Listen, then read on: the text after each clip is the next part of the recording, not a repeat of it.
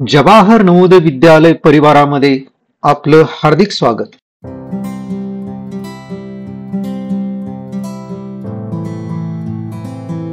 आज आपण या महत्वपूर्ण व्हिडिओमध्ये जन्म तारखेवरून आजचं वय काढण्याची पद्धती पाहणार आहोत.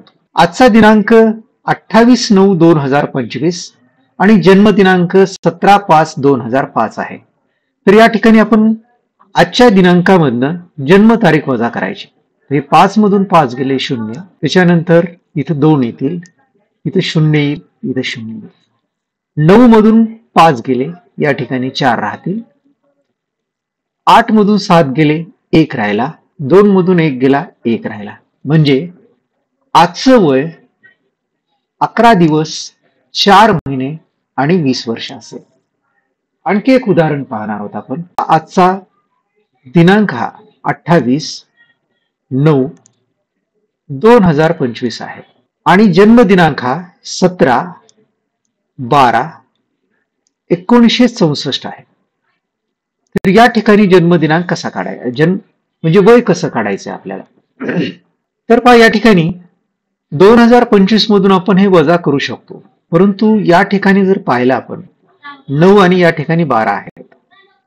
मग या ठिकाणी ही संख्या लहान असल्यानंतर या ठिकाणावरून 1 वर्ष घ्यायचे. 1 वर्ष म्हणजे 12 महिने.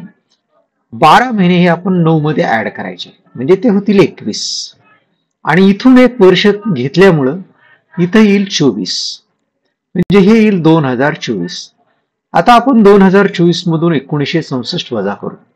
4 4 गेलं 0, त्याच्यानंतर 12 मधून 6 गेले, 6 राहतील. हातचा इथं आला, परत 10 0 आणि इथं हातचा आल्यामुळे 0 होईल. 21 मधून 12 गेले, या ठिकाणी 9 राहतील आणि इथं 1 आणि 1, म्हणजे या ठिकाणी वय असेल 11 दिवस 9 महिने आणि 60 वर्ष. आणखी एक उदाहरण पाहणार आहोत आपण.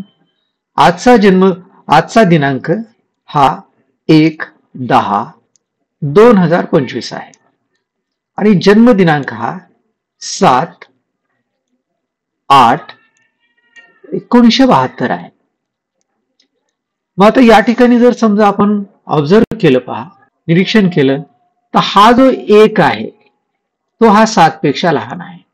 मग अशा वेळेस काय करतो आपण, हा दिवस आहे, मग इकडून काय करायचं, 1 महिना आपल्याला इकडे घ्यायचा. 1 महिना म्हणजे आपण इथं 30 दिवस घेणार आहोत. म्हणजे हे याच्यामधून घेतलेला 1 महिना 30 दिवस, म्हणजे हा 31 होईल. आणि इथून 1 महिना कमी झाल्यामुळे इथं 9 येईल आणि बाकी या ठिकाणी आपण बदल केलेला नाहीये. 5 मधून 2 गेले, 3 राहतील. 12 मधून 7 गेले, 5 राहतील.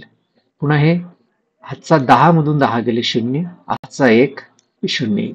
इथं 9 मधून 8 गेले, 1 राहतील आणि इथं आपण 7 आणि 4 11, म्हणजे आजचं वय असेल 24 दिवस 1 महिना आणि 53 वर्ष. कॉमेंट, आजच्या डेटमध्ये तुमचं वय किती आहे हे काढून कॉमेंटमध्ये आपलं वय लिहा. धन्यवाद, खूप खूप धन्यवाद.